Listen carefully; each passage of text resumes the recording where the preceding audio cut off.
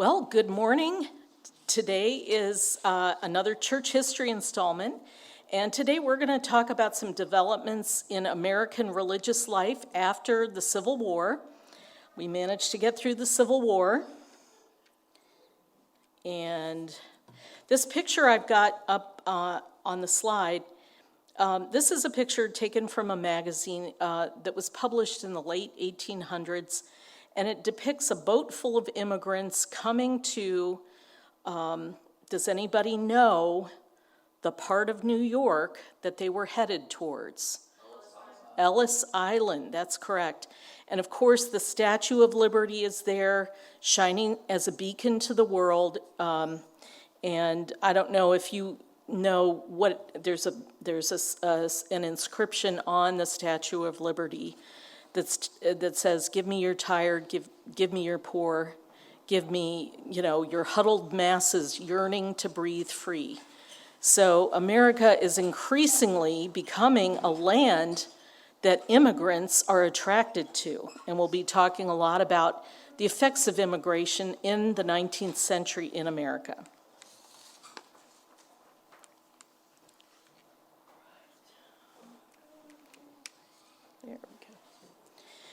So as we know, the Civil War absolutely devastated the American South. Cities, railroads, shipping, and nearly half of Southern infrastructure was destroyed. And with the emancipation of the enslaved blacks, the entire economy of the South had to be rebuilt.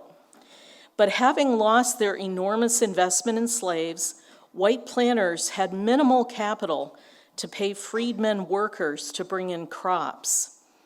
So you've got these vast plantations that need lots and lots of people to work them, but now there are no slaves. Now you have to pay people to work on the plantations. And most poor whites and most blacks, who were mostly poor, ended up becoming sharecroppers. So a system of sharecropping was developed in the South, in which landowners broke up large plantations and rented small lots to the freedmen and their families. Now, if you know anything at all about agriculture, it's a really tough way to make a living. And it was even harder for the South to try to rebuild using agriculture as a basis for rebuilding their economy. And for a long time, after other parts of the United States had increased in prosperity, the South was still really poor for most people living there. Now, the main feature of the Southern economy had changed from an elite minority of landed gentry slaveholders into a tenant farming or sharecropping system. And of course, we know that political and social gains for freedmen remained elusive as Southern states pushed back against federal laws guaranteeing freedmen full citizenship and property rights. Shortly after the Civil War, many Union Army generals, and in particular William Sherman, General Sherman, and other Union generals were pushing to have the federal government simply take the estates of the plantation owners and divide them up and simply give the land to freed blacks. If you've ever heard the term 40 acres and a mule, this was an idea that was pushed right after the Civil War to give land to blacks. But it was quickly voted down in Congress by Southern. Many of the plantation owners had lost a lot of property, they had lost a lot of wealth, but they still had political power. So in Washington, D.C., where federal law is made through Congress, they pushed back against this idea of simply giving land to blacks. Now, black churches rose to the challenge of providing support of different kinds to black communities, both rural and urban. The church became the focal point for the black community in the South. And northern churches, which had been founded by free blacks, such as AME and AME Zion, as well as those of predominantly white denominations, in particular Methodist, various Methodist groups, established missions in the South to minister to the newly freed, teaching them to read and write. For instance, Bishop Daniel Payne of the AME Church returned to Charleston, South Carolina in April 1865 with 9 missionaries. So in other words, they're looking at the South, the devastated South, as it's almost the same as a foreign country, and we're going to send missionaries out. He organized committees, associations, and teachers to reach freedmen throughout the countryside. In the first year after the war, the AME Church gained 50,000 congregants. By the end of the Reconstruction era, that was the period of time after the Civil War, where there were laws in place to try to rebuild the South and restructure the society, which wasn't very successful in the long run, unfortunately. But AME churches and AME Zion churches had more than 250,000 members. And CME, the CME Church was originally the Colored Methodist Episcopal Church. They later changed their name away from colored to Christian Methodist Episcopal Church. But they gained about 37,000 members in this Reconstruction era. So there was a lot of need, but it was an opportunity for the Black church to really fill the gaps for Black communities in the South. Black Baptist churches, well established before the Civil War, continued to grow and added new congregations. With the rapid growth of Black Baptist churches in the South, in 1865, church officials organized a new Baptist association, the National Baptist Convention. Many Baptist churches, if you visit a Baptist church, you might think, what denomination do they belong to? Baptists don't organize using the term denomination. They organize around conventions. So there's the Southern Baptist Convention. There's the National Baptist Convention. So the National Baptist Convention was the unification of 3 national Black conventions organized in the 1880s and 90s, and it brought together the areas of mission, education, and overall cooperation. The National Baptist Convention continues to be the largest Black religious organization in the United States. Now remember, we talked about the primitive Baptists, and if you recall what we said about the primitive Baptists, they developed in the later part of the 19th century, and they had an emphasis on a Calvinistic understanding of salvation.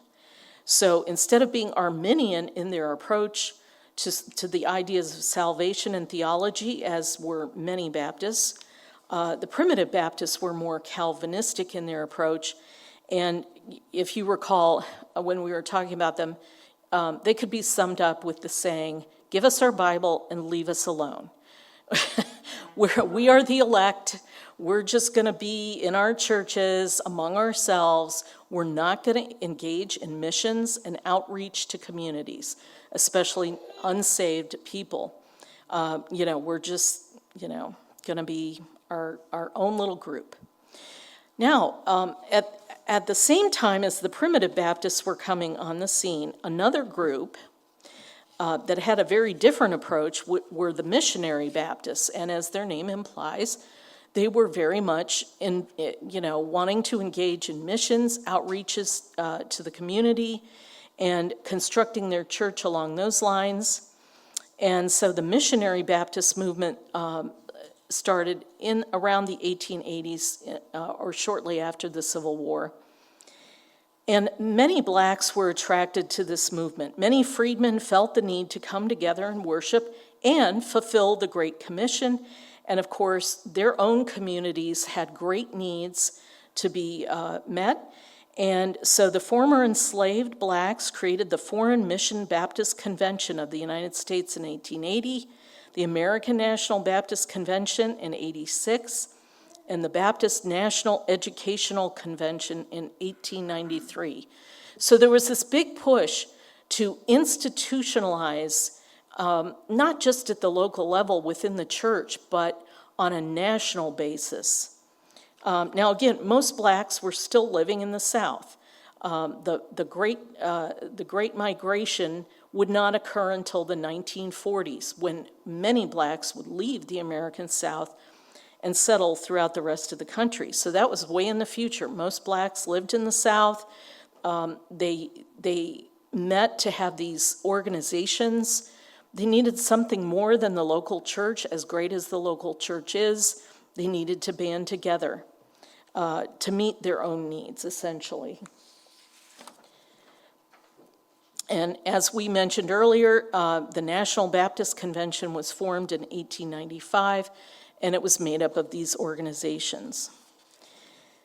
About 24 years later, a disagreement within the convention led to a split, and the National Baptist Convention of America separated from the National Baptist Convention USA. And today, there are many predominantly black missionary Baptist churches throughout the U.S. This flavor of Baptist, I guess you could call it, continues well into the present day. Missionary Baptist churches place an emphasis on Christian evangelism and missions, encourage Christian education, seek social justice and community involvement, and publish and distribute Sunday school material and other Christian literature. And here is a picture of Mount Enon Missionary Baptist Church right here in Dayton, Ohio. And this is a quite large church, well established. And not all missionary Baptist churches have this impressive looking of a building, but many of them do. Many of them have been in place for, decades, and they have a great deal of influence in the community, and not just within the black community today, but in the larger community overall. Missionary Baptists embrace their history and maintain a strong connection to the needs in their surrounding communities. As conventions, again, not denominations, missionary Baptist groups do not have administrative or doctrinal control over their member churches. Such matters are left up to each local church. So each local church has a lot of autonomy, but again, the convention provides them with a greater basis of support. Now, also, beginning in the post-war period, there arose new churches among groups that were impacted by the growing holiness movement. And if you recall, we've talked about the holiness movement, this idea that you can have an experience where it's entire sanctification according to some people. In other words, where you can come to a point where you do not, as John Wesley would have put it, engage in voluntary sin. You might sin accidentally or not realizing you are sinning. That might still happen. You're not perfect in the sense that God is perfect in that, of course, he never sins, but you can arrive at a place of sanctification in your Christian life where you are just not going to choose sin anymore. So this idea of entire sanctification and the holiness movement affected lots of different groups, and because in America there is no state-sponsored church, there's no organization or governmental authority that's going to say to you, if you want to preach the gospel, you can do so freely. You don't have to have any education. You don't have to have much knowledge of the Bible. You can just start doing it. There's nothing that's going to prevent you from doing that. There's nothing that's going to prevent anyone from starting whole new churches or religious movements or anything. So things are really wide open in the United States for people who want to express their religious faith however they believe it to be, in any way they like. And so what began to happen was that a lot of people left, again, there were a lot of Baptists, there were a lot of Methodists, there were other evangelical groups, but a lot of times people would split off, leave their churches, and decide to start a new movement. Now, one of the new movements that started, and you may have heard of this, this denomination still exists, it's called the Church of God of Anderson, Indiana. And the reason why we have to append that city in Indiana, that's the headquarters for Church of God, Anderson, Indiana, is because there are other denominations that call themselves the Church of God. So, it rapidly starts getting a little complicated.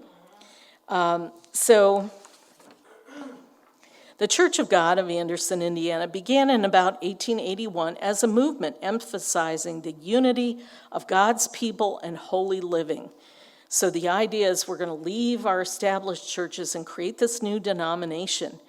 And one of the driving forces behind this group was a man by the name of Daniel Warner. And I wish I had a lot more to say about Daniel Warner, but there's not much there. He did not have a seminary education, as far as I can tell. He did not attend college, but he and a group of people, probably he had natural, God-given leadership skills, and he attracted a group, and they decided they wanted to leave behind denominations and, dispense with the creeds and simply trust in the Holy Spirit. And the Holy Spirit is our overseer, he is our bishop, and the Bible is our statement of belief. That sounds awesome. That sounds great. They later ran into problems because, of course, just taking the Bible, different people have different points of view about what's in the Bible. Different people interpret portions of the Bible in different ways. So if you simply say the Bible is our creed, well, what exactly do you mean by that? What exactly, is that pointing us towards? Anyway, these people saw themselves as the forefront of a new movement to restore unity and holiness to the church. They were very much influenced by the holiness movement. And their aim was not to establish another denomination, but to promote primary allegiance to Jesus Christ so as to transcend denominational loyalties. Of course, eventually they became a denomination.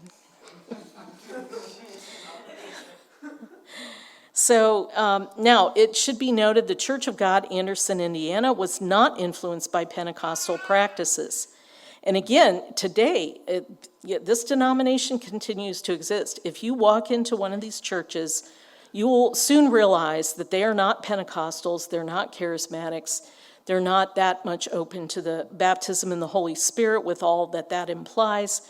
However, they do emphasize holy living, plain dress, and you need to abstain from theater attendance, card playing, gambling, and use of alcohol and tobacco products. Well, not from their viewpoint. And their theology is primarily Wesleyan, again, very much like the Methodists, and it's pietistic in its practices. So you abstain from evil by abstaining from these worldly things, and you live a righteous and holy life. Now, another distinctive of this denomination, this group, they did seek to abolish racial divisions within the Christian church world. You have to remember, in many parts of the U.S., blacks were not welcome in white congregations. They were still being turned away. Blacks pretty much had to be in their own churches because they weren't widely welcome in most mainstream, primarily white churches. There was a lot of racism in the church, just to put it bluntly. But this group believed that interracial worship is a sign of the true church, and they truly sought to reach out to the black community. And even today, whites and blacks minister regularly in this version of the Church of God, and people of all races are invited to worship there, and they have no formal membership requirement. And here are two women pictured. These were early Church of God, Anderson, Indiana missionaries. The Church of God, Anderson, Indiana provided women with more opportunities for ministry than many other evangelical Protestant groups. If they're going to be multiracial and diverse, then why not let more ministry opportunities open up for women.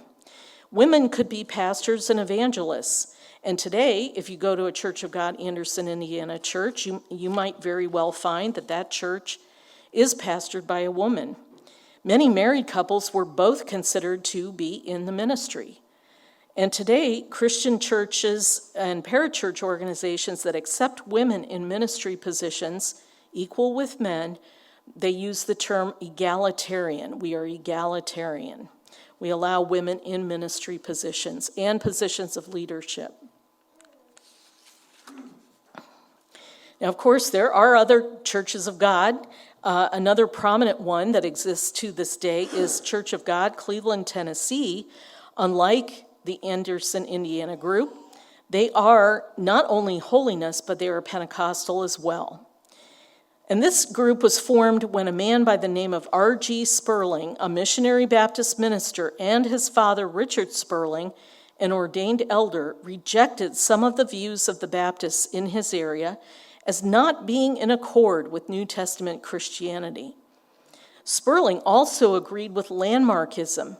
Remember, when we were talking about primitive Baptists, we also talked about the landmarkists. And landmarkism was big in Texas for a while. I don't know why Texas, but it was. Again, the landmarkists say the only true church is a church that has been Baptist for generations and generations, and in some cases going back to the time of Christ. So they assert that the Baptist church, as they view it, has always existed, and there have been Baptist churches from earliest times, from apostolic times, and only a church that is descended that way is part of these churches that they believe date from the apostolic era. Those are the only true churches. But this particular missionary Baptist believed that landmarkism was wrong, and he also, the landmarkists, of course, as you would expect, would not, they're pretty much, we're the true church, so we're the true people of God, so we're not going to associate with anybody else. In other words, if you're not one of us, your Christianity might be suspect, and we're just not going to associate with you. But Sperling felt that there needed to be another reformation of the church that went beyond the Protestant Reformation.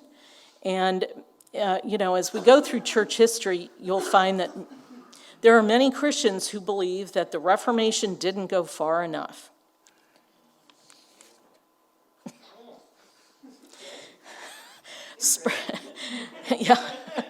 Sperling believed that Christians should be united by love and not by creeds, which he believed were divisive.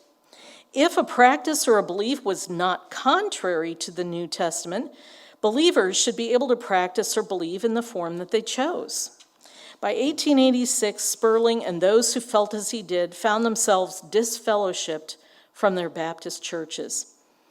Now, in 1896, 3 Tennessee evangelists with links to, and I just couldn't resist this name, Benjamin H. Irwin's fire-baptized Holiness Church, brought the message of entire sanctification to the western North Carolina countryside when they held a revival in the Shearer Schoolhouse near Camp Creek in Cherokee County, North Carolina. So in this, if you can imagine a map of the United States between Tennessee and North Carolina, all in this kind of lateral belt, Church of God, Cleveland, Tennessee folks were associating and coming out from their standard Baptist churches and forming this new Church of God. During the revival, some participants, including children, spoke in tongues when they experienced sanctification. And of course, this was later understood to be the baptism of the Holy Spirit, as spoken of in Acts 2. Now, of course, this created great excitement and controversy in the community, and leading Baptist and Methodist leaders soon denounced the revival. Several of the worshipers' homes, as well as a provisional meeting house, were burned by mobs opposing the new revival. Sperling and his group would go on to form a church that would become a Pentecostal denomination that later would be influenced by the Azusa Street Revival. And we will talk about the Azusa Street Revival. Now, I want to kind of switch gears here and talk about 19th century immigration into the United States and how this impacted especially cities in the eastern part of the United States. Now, of course, even today it is said the United States is a nation of immigrants. Very much true. While most immigrants in the colonial era were from the British Isles, France, and Germany, and most immigrants were Protestant Christians, increasing numbers of immigrants in the 19th century were from Southern and Eastern Europe, especially Italy. These immigrants were often Roman Catholic or Eastern Orthodox and included people who were non-Christians, primarily Jews. The rate of immigration into the new nation was slow until 1840, when it suddenly expanded, with Irish, English, and German and other arrivals numbering in total over 4 million men, women, and children in the period 1840 to 1860. The Irish were especially discriminated against due to being Roman Catholic. Native, and I put that in quotes because we're not talking about Native American Indians, I am talking about white people who were maybe 2 or 3 generations removed from coming over on the boat, but who thought of themselves as Native Americans and who were overwhelmingly Protestant, were fearful of the Irish being more loyal to the Pope and not supporting the Republican form of government in the U.S. Anti-Catholic sentiment led to persecution of Catholics, mainly in the cities where most immigrants lived. Ironically, much opposition to Roman Catholics came from recent Protestant Irish immigrants and German Lutheran immigrants. And if you recall, I think it was in the last talk I gave, the city of Cincinnati had a lot of immigrants attracted to it because Cincinnati, being on a river, when there weren't that many good roads, the main way you transported goods and people was on rivers. And so any town along a river was going to attract early settlement, and it would go on to attract a lot more people. And Cincinnati, being on the mighty Ohio River, was a prominent destination for many immigrants. If they didn't want to remain on the East Coast, they could take a barge or riverboat and easily get to Cincinnati. And there were a lot of opportunities in Cincinnati, and a lot of them ended up there. A lot of German immigrants came to Cincinnati, which is why Oktoberfest is such a big deal in the entire city of Cincinnati to this day. But you have to remember, there were both Protestant Germans and Roman Catholic Germans, and they're all coming, more or less to the same places, all throughout Western Ohio. There are many towns, small towns in Western Ohio settled by Germans who came up from Cincinnati. They found passage down the Ohio to Cincinnati and then moved north. So all of the western half of Cincinnati, if you go through the little towns that still exist, strong German heritage. Was Cincinnati considered one of the places that the capital might be moved during that time as well? I have no idea. I do not know. As to whether Cincinnati might end up being the federal capital of the U.S., I have no idea. Now, in Charlestown, Massachusetts, an anti-Catholic mob attacked and burned down a Catholic convent in 1834. Fortunately, no one was injured. In the 1840s, small-scale riots between Roman Catholics and nativists, that's what they became known as. They were nativists. In other words, the descendants of recent immigrants who wanted to keep the new immigrants out, took place in several cities. In Philadelphia in 1844, a series of nativist assaults on Catholic churches and community centers resulted in the loss of lives on both sides. And there were real full-scale riots, and this is a late 19th century engraving or print of one artist's conception of what was going on in Philadelphia in May of 1844, burning down a Roman Catholic church, and the governor of the state had to call out the militia to put down the rioters. These people also, and this is getting a little off topic, but these people also created a political party. They became known as the Know-Nothings. And they were strongly anti-immigrant and very much, Protestant. We are Americans, we are good white Americans, we are Protestants, and we advocate, our points of view, and they wanted to enact all kinds of legislation. They didn't get a lot of traction. In Louisville, Kentucky, Election Day rioters killed at least 22 people in attacks on German and Irish Catholics on Bloody Monday, August 6, 1855. In the tumultuous period leading up to the Civil War, race, ethnicity, immigration, and politics mixed with religion to create strife in many parts of the country. But the newly formed Republican Party needed immigrants to serve in the Union Army. There's always, for every group that doesn't want the immigrants, there's usually another group that wants them for some reason. And political parties had marked ethnic and religious bases. Protestant immigrants from England, Ireland, Scotland, and Scandinavia favored the Republicans, while Irish Catholics, Germans, and others were usually Democratic.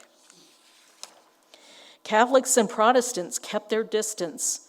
Intermarriage between Catholics and Protestants was uncommon and strongly discouraged by both Protestant ministers and Catholic priests. Mixed marriages, as they were called, were allowed in rare cases, though warned against repeatedly, and were uncommon. Rather, intermarriage was primarily with other ethnic groups who shared their religion. So Irish Catholics, for example, could intermarry with German Catholics or Poles in the Midwest and Italians in the Northeast. While Catholic parishes were struggling to build parochial or religious schools, many Catholic children attended public schools. The Protestant King James Version of the Bible was widely used in public schools. Remember, this is a whole nother time period. Religion is taught in the public schools, but the presumption is everybody here is going to be a Protestant. We're going to use the King James Version of the Bible. And the assumption is, we all kind of share the same religious faith, and so we have it in our schools. But then Catholics start showing up. Catholics were forbidden by their church from reading or reciting from the King James Version. They had their own Bible. Many Irish children complained that Catholicism was openly mocked in the classroom. In New York City, the curriculum vividly portrayed Catholics, and specifically and especially the Irish, as villainous. These are people you don't want to associate with. Conflicts over religion being taught in the public schools led the educational establishment to secularize public education, removing religion and religious instruction entirely. Now, immigration of Jews from Germany steadily increased throughout the 19th century. Relations between Jews and Christians in the U.S. was reasonably peaceful up until the 1870s, when large groups of Jews from Eastern Europe and Russia began to arrive. They spoke Yiddish, a form of German, were quite poor, and concentrated in New York City, where they soon dominated the garment industry.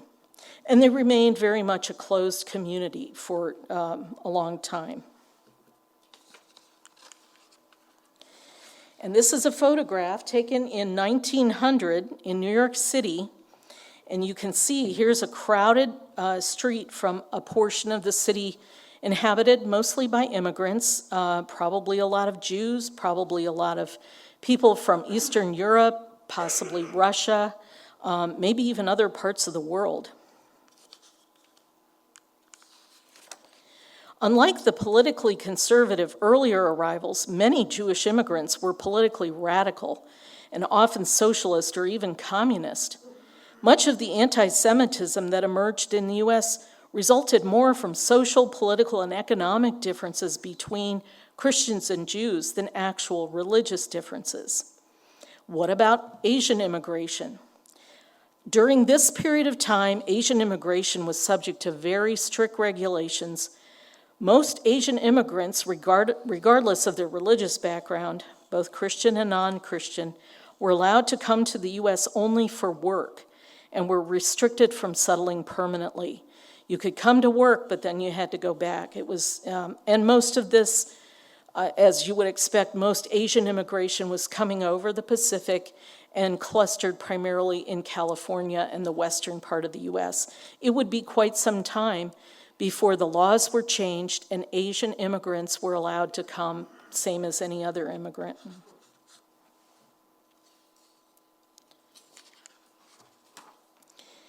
Now, along with immigration, we need to talk about westward expansion. Think back to, your history class in high school or junior high, or maybe even you got a little bit of this in the 6th grade or something like that. Remember the Louisiana Purchase of 1803, a huge amount of land bought for a song, basically, from the French.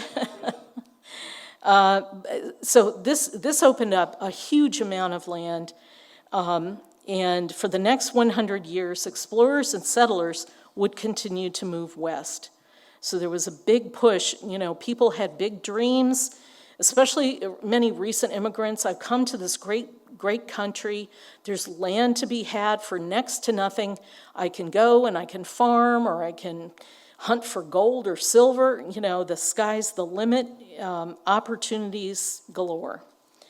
Now, much of what became the southwestern U.S. had previously been settled by the Spanish and the French. For a long time, the Spanish pretty much owned what today is Mexico and California and much of the western states along the Pacific coast. And of course, the Roman Catholic missionaries had established many mission settlements. So as far as the Spanish and French and Roman Catholics were concerned, it was kind of like, what do you mean, wide open? We own this. This has been ours for a long time. But they hadn't established ongoing communities in a lot of places. So there was still plenty of land to be had. And of course, soldiers, trappers, and traders had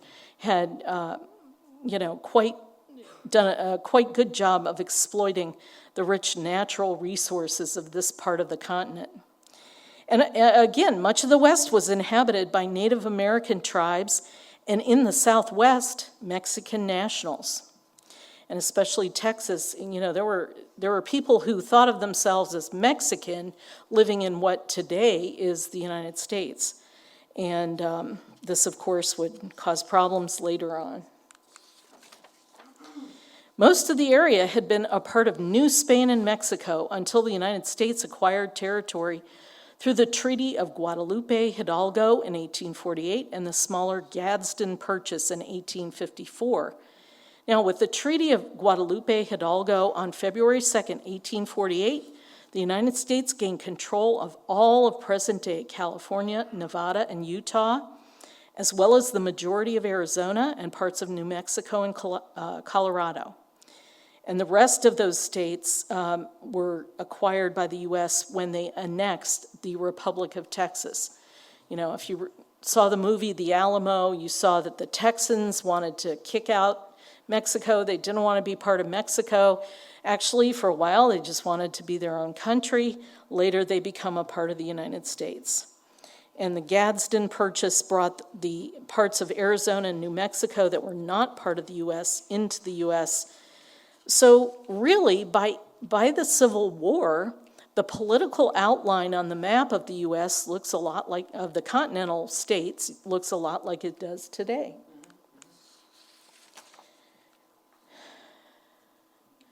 Now, there was an idea that began to come about in this time period, and this is the idea of manifest destiny. and westward expansion. How many of you have heard the term manifest destiny? A few of you have, yep. So this is the idea that it is the manifest destiny of this great new nation to conquer the rest of this part of the continent of North America. And it was really kind of a cultural and somewhat religious belief in the 19th century that American settlers were destined to expand across North America. And if you're a Christian and you take seriously the Dominion Mandate, and you're a Christian who wants to spread the gospel to the whole world, you know, what better than westward expansion across the continent? Ill-defined but keenly felt, manifest destiny was an expression of belief in the morality and value of expansionism that accompanied other popular ideas of the era, including American exceptionalism and romantic nationalism. The idea that a nation could embody the best values of a culture and spread that abroad was really important. So it was kind of this romantic idea of America as a nation. And not only is it a good nation, it's exceptional compared to all the other nations of the world. Many patriotic Americans believed that America embodied the divine destiny for a nation based upon values such as equality, liberty of conscience, and personal enfranchisement to establish on earth the moral dignity and salvation of man. And doesn't that sound grand? And doesn't that sound a little odd given slavery and other problems? Now, of course, not everybody bought into this way of thinking, but many did. Now, the idea of manifest destiny has a lot to do with Protestant Christianity and the philosophical beliefs that emerged during the Enlightenment. So it isn't just Christianity driving these ideas. A lot of these ideas also come from the Enlightenment. You know, the Declaration of Independence, the Constitution of the United States. You read those documents and you think, this is wonderful. This is the best thing ever. But how well is this fully realized and lived out in this nation? But for the people who embraced this idea of manifest destiny, the ideal America was almost a utopia, a place where the highest religious and philosophical ideas about the freedom and dignity of mankind could be realized. Now, it is true, if you're a settler and you've gone out west and you've established your homestead and you've started farming, as most of them did, there's nobody else around. There's nobody really to tell you what to do. And, most Western movies aren't, the topics in Western movies aren't very popular today. But if you watch the Westerns that were made in Hollywood between, say, 1940 to 1960, the idea is that's continually embodied in these movies is, the settler who goes out west, and maybe it's a small band of settlers who go out west. And what are they always trying to do? They're always trying to farm. There were a lot of Americans who believed that the West should be reshaped into the image of the eastern United States. And in the East, pretty much everybody's a farmer. But what they didn't realize was the ecology, the climate, just the general conditions of the Western United States don't really lend themselves to agriculture as it's practiced in the East. And it later led to problems like the Dust Bowl in the 1930s, when pretty much the West was just a barren wasteland where people had tried to farm. But anyway, there's this great idea about America, and you can live out your dreams, whatever they are. And this is a print made by Currier and Ives. That was a company that made a lot of prints in the late 1800s. And you can't see it at the bottom because it's in really small print. So I laid some text over it, but the phrase at the bottom underneath, across the continent. So you've got a train pictured leaving a settled area, going out into some vast wilderness. And if you notice in the lower, kind of in the lower right-hand side, there are two Native Americans on horseback looking at the iron horse, the railroad, and, looking at basically what's taking place, what is happening from their point of view. So westward, the course of empire takes its way. Again, very grand ideas. 3 key themes: the virtue of the American people and their institutions, the mission to spread these institutions, thereby redeeming and remaking not just the United States, but the whole world in the image of the United States, the destiny under God to do this work. The origin of the first theme, later known as American exceptionalism, was often traced to America's Puritan heritage, particularly John Winthrop's famous City Upon a Hill sermon of 1630, in which he called for the establishment of a virtuous community that would be a shining example to the old world. And these ideas have made their way into the present day. In the 1980s, Ronald Reagan gave a speech talking about the shining city upon a hill that is America. So these ideas are still very much with us. President Woodrow Wilson continued the policy of interventionism in the Americas and attempted to redefine both manifest destiny and America's mission on a broader worldwide scale.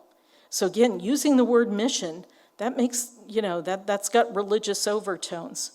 Wilson led the U.S. into World War I with the argument that the world must be made safe for democracy, and the U.S. was going to do it. And this U.S. vision of itself as the leader of the free world would grow stronger in the 20th century after World War II, although rarely would it be described as manifest destiny, as Wilson had done. I know we're really short on time, so I'm going to go through this fast.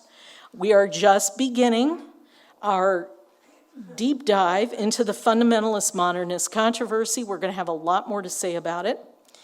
The roots of the controversy began as a result of the emergence of higher criticism in German Protestant theological circles. And you could think, well, that was in Germany, right? Well, it had a huge influence in the United States later. Higher criticism, or the historical critical method, could be applied to any ancient text or literature. In biblical studies, higher criticism investigates the books of the Hebrew Bible and the New Testament and compares them to any other texts written about the same time. One example is that modern biblical scholarship has attempted to understand the book of Revelation in its first century historical context by identifying its literary genre within Jewish and Christian apocalyptic literature. In regard to the Gospels, higher criticism deals with the synoptic problem, contrasting and comparing Matthew, Mark, and Luke. In some cases, such as with several Pauline epistles, higher criticism either confirms or challenges the traditional or received understanding of authorship. Higher criticism understands the New Testament texts within a historical context. That is, they are not absolutely true, but they're writings that express a tradition. For a higher critic, the truth lies in the historical context of the writing, not within the text itself. Excuse me.